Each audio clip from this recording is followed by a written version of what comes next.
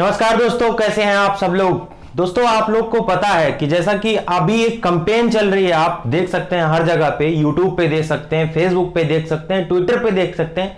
Trends में चल क्या रहा है आपको ये जानने की बहुत जरूरत है। आपने सरकार की कई सारी नीतियों पे भी स्टूडेंट्स ने तगड़ा विरोध किया है। उसी विरोध को जताने के लिए आज हम आपसे जुड़ रहे हैं अपने चैनल प्रेम एकेडमी पे। दोस्तों, काफी बड़े बड़े यूट्यूबर जो शिक्षा के क्षेत्र में अपना नाम रखते हैं, उन लोगों ने जो है सरकार की अवहेलना की है किन्हीं मुद्दों में। तो वो मुद्दे क्या हैं? आखिर मुद्दे हैं आखिर शिक्षा के, रोजगार के। तो वो रोजगार के मुद्दे आखिर सरकार क्यों भूल गई, सवाल ये उठता है। क्यों शिक्षा के मुद्दों को लेकर सरकार इतना निष्प्रभावी है, सवाल ये उठता है। क्यों जो है देश में तमाम सारे चीजें लागू हो जाती हैं, तमाम सारे नए कानून आ जाते हैं, तमाम केस सुलझा दिए जाते हैं, तमाम फैसले आ जाते हैं सुप्रीम कोर्ट से, लेकिन शिक्षा से रिलेटेड, रोजगार से रिलेटेड कोई एक मुद्दा जो सरकार उठा के नहीं ला पाती है, या सुप्रीम कोर्ट कोई एक मुद्दा सॉल्व नहीं कर पाता है। दोस्तों, अगर मैं बात करूं, देखिए एसएससी का रिजल्ट एक 2017 का फंसा हुआ, सरकार ना ही उस पर कोई कदम उठा पाई, ना ही सुप्रीम कोर्ट ने अभी तक कोई फैसला देख पाया। अभी आपने जल्दी में सुशांत सिंह राजपूत का केस देखा था, फिल्म इंडस्ट्री के एक्टर का।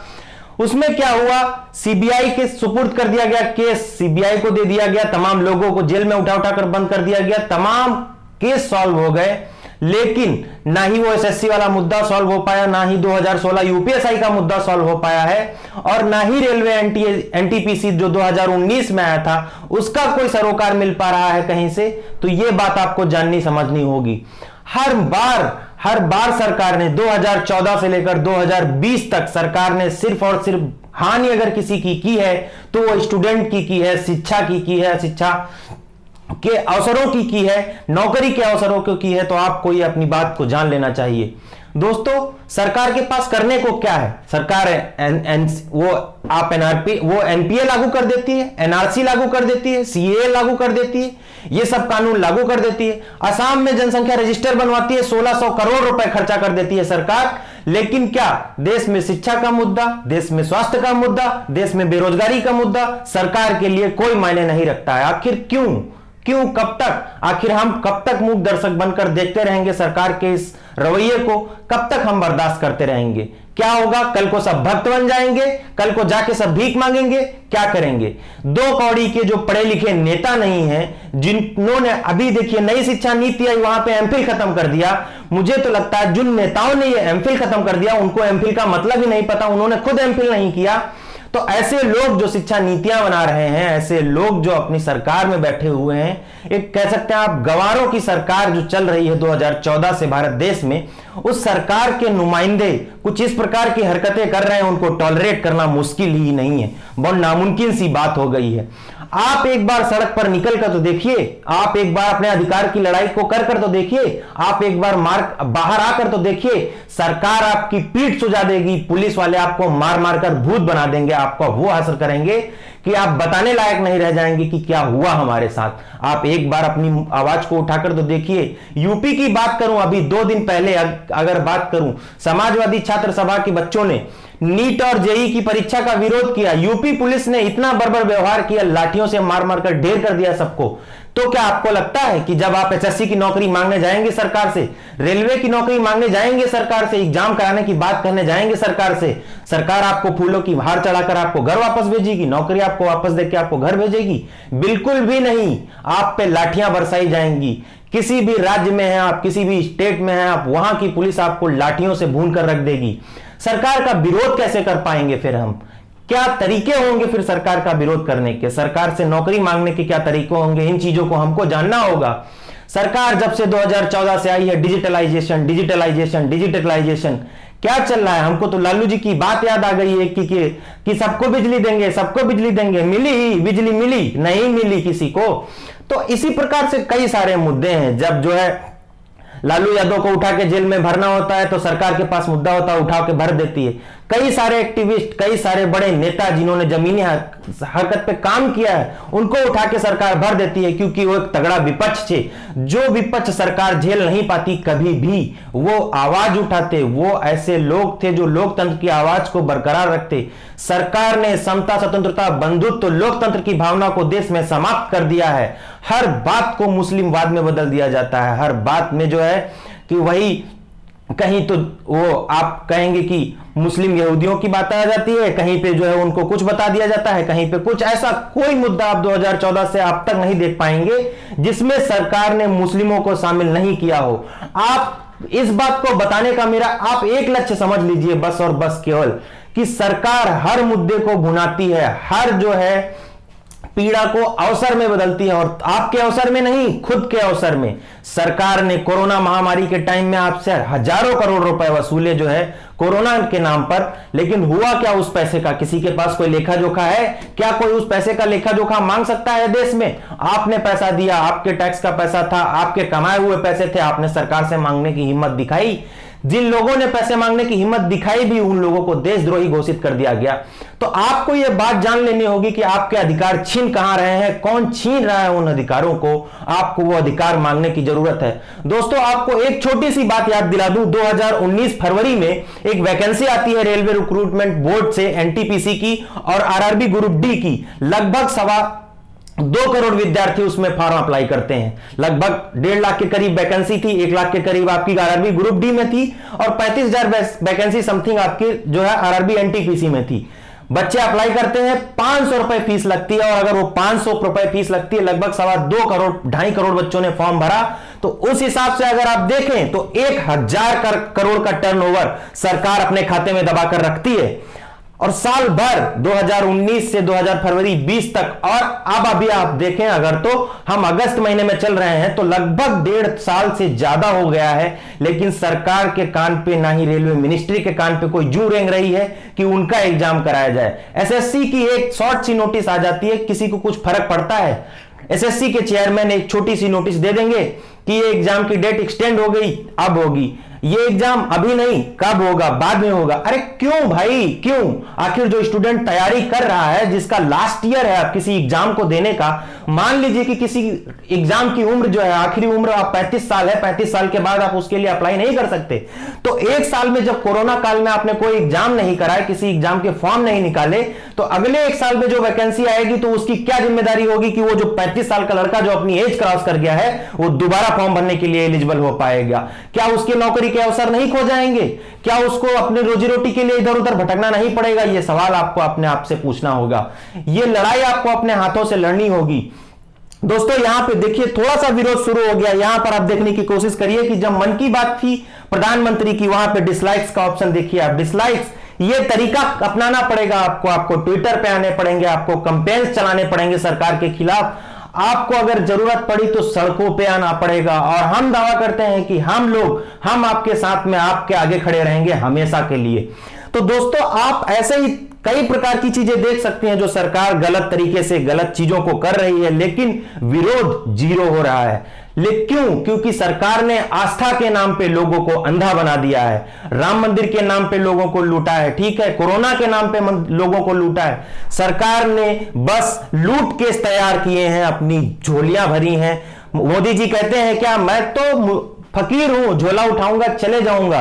अरे तुम फकीर हो, हम फकीर नहीं हैं, हम स्टूडेंट हैं, हम अपनी मांग रखते हैं। हमको झोला उठाकर जाना नहीं है, हमारे सरों पे जिम्मेदारियां हैं। हमको अपने घरों में अच्छी रोटी, अच्छे कपड़ा, अच्छा मकान देना है, तो उसके लिए हमको अपनी लड़ाई को लड़ना है। आप झोला उठाएंगे चले जाएंगे, हम कहां जाएंगे साहब? देश की चौकीदारी करते करते देश को इतना खा लिया कि अब किसी चौकीदार को जरूरत ही नहीं, क्योंकि किसी देश में कुछ बचा ही नहीं है जो कि कोई लूट के ले जाएगा। आखिर कब तक सरकार ये रवैया अपनाए रहेगी? कब तक सरकार जो है बेरोजगारी के मुद्दों को दबाए रहेगी? सरकार देखिए इतनी गिर गई कि सरकार ने बेरोजगारी के आंकड़े नहीं दिखाए 2014 के बाद से। 2014 के बाद से एक भी आंकड़ा नहीं आया है जिसमें दिखाया गया हो कि सरकार में कितनी बेरोजगारी है। आपके रेलवे में तमाम पद खत्म कर दिए गए, आपके भारत संचार निगम लिमिटेड में, बीएसएनएल में तमाम पद खत्म कर दिए गए, एयर इंडिया बेच दी गई आपकी। ऐसे तमाम कार्य हुए जो नहीं होने चाहिए थे। तो दोस्तों, आपको यह चीज समझनी होगी, जाननी होगी कि आप कहां स्टेबल करते हैं, आप क्या कर सकते हैं। अगर आप हिम्मत दिखाएं तो सरकार की बखिया उधेड़ सकते हैं, यह बात आपको ध्यान रखना है। आज की मीडिया की बात कर लीजिए, मीडिया कौन से मुद्दे उठाएगी? राम मंदिर का मुद्दा उठाएगी। मीडिया किस बात का मुद्दा उठाएगी? मीडिया ऐसे सवालों का मुद्दा उठाएगी जहां पे मुस्लिम हिंदूवाद का जिक्र हो, जहां पे हिंदू मुस्लिम की लड़ाई हो। मीडिया कभी भी इतनी गद्दार मीडिया हो गई देश की, मैं तो कहता हूं कि आपको चैनल्स देखने बंद कर देना चाहिए, सारी मीडिया को बायकॉट कर देना चाहिए। आप किसी भी मीडिया चैनल को उठाकर देख लीजिए, कोई भी मीडिया चैनल ना ही शिक्षा के मामले में कोई डिबेट कराता है, ना ही बेरोजगारी के मुद्दे पे कोई डिबेट कराता है। डिबेट होगी तो किस पे? गौमांस पे होगी। डिबेट होगी तो किस पे? गोबर पे होगी। डिबेट होगी तो किस पे? बाबा रामदेव के कोरोनिल पे होगी। डिबेट आखिर कहां जा रही है? आखिर देश किस बात पे तर्क कर रहा है? यह सवाल आपको जानना होगा। क्या चाहिए आखिर? देश के लोगों को इतना भड़का दिया गया, इतना जातिवादी मानसिकता पैदा कर दी गई लोगों के अंदर कि आप ये मान के चलिए कि मुस्लिम दोस्त अगर आपका कोई हो तो मुझे नहीं लगता कि 2014 के बाद से आप तक आपकी दोस्ती सलामत रह पाई होगी। कहीं ना कहीं पॉलिटिकल रीजंस में उनमें कुछ खटास मिठास आ गई होगी। तो आप इस चीज को समझने की कोशिश करिए कि सरकार आपको कहां तक ले जा रही है, किस हद तक गिरा रही है, और आप क्या है कि गिरने से बाज नहीं आ रहे हैं। आपने अपनी आवाज उठाई ही नहीं, आपने संविधान में दिए हुए अधिकारों का प्रयोग कभी किया ही नहीं, आपने अपनी हक की लड़ाई को कभी लड़ा ही नहीं। तो दोस्तों, अब वो समय आ गया है कि आपको सरकार के खिलाफ आवाज उठानी पड़ेगी, आपको सरकार से लड़ना पड़ेगा, आपको सरकार से अपने हकों को मांगना पड़ेगा, आपको सड़कों पे आना पड़ेगा, आपको ट्विटर पे ट्रेंड चलाना पड़ेगा, फेसबुक पे, यूट्यूब पे, जहां पे भी सरकार की जिस भी संस्था का आप विरोध कर सकते हैं करिए, क्योंकि वही आपके भविष्य का निर्धारण करेगा। सरकारें आती जाती रहेंगी, हमारे भविष्य का यह है कि जब तक हम मेहनत नहीं करेंगे तब तक हमको कुछ नहीं हासिल होगा। यह बात आपको समझ लेनी चाहिए। दोस्तों, अभी तक जितने भी मुद्दे रहे हैं सरकार के, वो सिर्फ और सिर्फ खाली क्या आस्था को सिद्ध करने के लिए रहे हैं। चाहे वो राम मंदिर का निर्माण हो, चाहे वो आगे आने वाले परशुराम की मूर्ति का निर्माण हो, ऐसे कितने मुद्दे मुझे बताइए। क्या राम मंदिर के निर्माण से कोई एक विद्यार्थी वहां से निकल पाएगा? क्या कोई वहां से पढ़ने वाला छात्र कोई इंजीनियर बन पाएगा? कोई छात्र वहां से क्या डॉक्टर बन के निकलेगा जो देश को विश्व गुरु बनाने में मदद करेगा? आप मुझे इस सवाल का जवाब दीजिए। क्या देश विश्व गुरु बनने की राह पर है? हम गोबर भक्त पैदा करके देश में जो है विश्व गुरु बन पाएंगे? क्या कर पाएंगे? अभी तक आपने देखा रसिया ने कोरोना की दवाई विकसित कर ली, अभी तक पता नहीं उसका ह्यूमन ट्रायल चल रहा। लेकिन इंडिया का क्या पैदा कर रहे हैं? कोरोनिल पैदा कर रहे हैं, बाबा रामदेव जैसे गंवार लोग। तो आपको इन सब का विरोध करना होगा, आपको अपने शिक्षा, अपने हक की मांग रखनी होगी, आपको सरकार से पूछना होगा कि हमारे रेलवे के एग्जाम कब होंगे। सरकार को अब इस बात का जवाब देना होगा कि आखिर एग्जाम कब होंगे और कब नहीं होंगे। सरकार से आपको पूछना होगा कि हमारे एसएससी के एग्जाम कब होंगे, उसका जवाब मांगना होगा आपको। आप चाहे जो जरिया अपना लीजिए, आप चाहे ट्विटर से पूछ लीजिए, चाहे फेसबुक पे डाल के पूछिए, सरकार को हर तरीके से आपको पूछना होगा।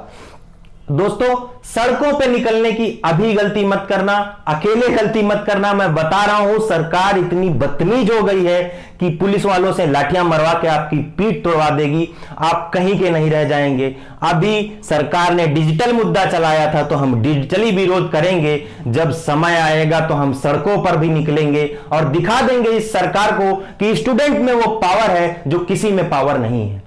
स्टूडेंट की पावर को हम दिखाएंगे सरकार को। आने वाले समय में अगर सरकार ने सही से एग्जाम नहीं कराए, सारी एग्जामों की डेट्स नहीं निकाली, अगर सारी वैकेंसीज फिल नहीं की और ऐसे ही अगर लगातार प्राइवेटाइजेशन करता रहा सरकार, निजीकरण करता रहा सरकार, तो वो भी एक दिन विरोध का कारण बनेगा।